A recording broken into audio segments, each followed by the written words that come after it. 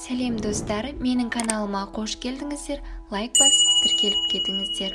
Бүгін біз сіздермен өте дәмді, әрі нәзік, әрі ерекше пирог дайындайтын боламыз. Ол үшін жұмыртқаларымызды жарып, үстінен сүт құйып, және де сұйық майымызды құйып, миксерлейтін боламыз. Осылай көпіршіктер пайда бола бастаған кезде үстіне шекер салып, тағы да миксерлейтін боламыз. Массамыз ұлғайғанша 2 есе ұлғаюы қажет. Осылай массамыз 2 есе ұлғайғаннан кейін елекке біз құрғақ құрамдарымызды салатын боламыз. Осылай құрғақ заттарды салып болғаннан соң массамыздың үстіне електен барлығын өткіземіз.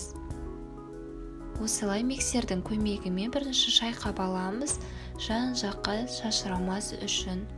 Сосын миксердің барлық жылдамдығын қойып, осылай араластыратын боламыз.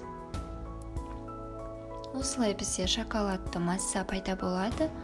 Біз оны 30 диаметрлік кольцоға құятын боламыз.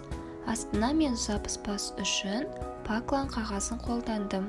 Егер де сіздерде дөңгелек форма болмаса, 20-30 4-бұрыш форманы пайдалансаңыздар болады.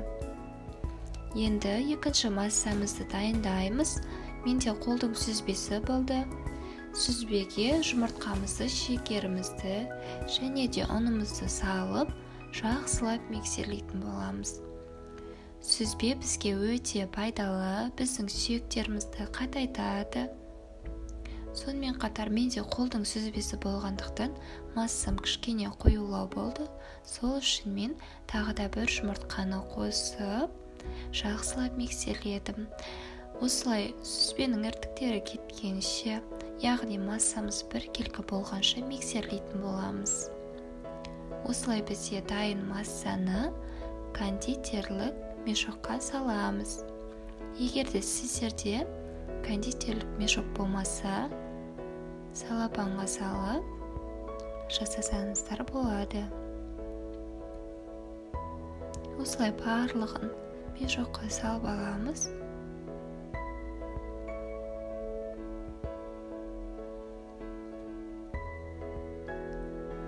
Және де осылай басын кішкене қырқып аламыз.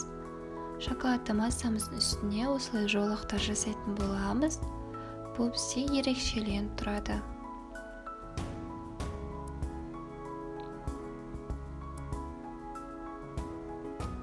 Осылай массамыздың барлығын клетка жасап шығамыз. Таусылғанша осылай барлығын кесек-кесек жасап шығамыз.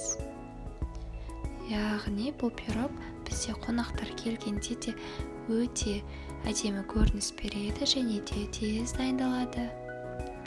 Барлығын осылай бетіне салып болғаннан соң 180 градус қызып тұрған пеште 30 минуттай пісіріп аламыз.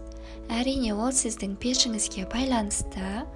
Біз піскенін тексеру үшін шпажканың көмегімен тексереміз. Егер де ол сізде құрғақ шығатын болса, онда сіздің пирогыңыз дайын. Осылай кольцоның шетін пышақпен айналдырып шығамын. Сонда бізде пирог оңай алынады. Осындай нәзік, әдемі көрініс беретін пирогымыз дайын болды. Қазір сіздерге кесіп көрсетемін. Арасы жұмсақ, барлығы піскен, өте үлпілдек болып тұрады. Және де бұл пирог бір жасағаннан шығады. Назарларыңызға рахмет. Менің каналыма тіркелуді ұмытпаңыздар.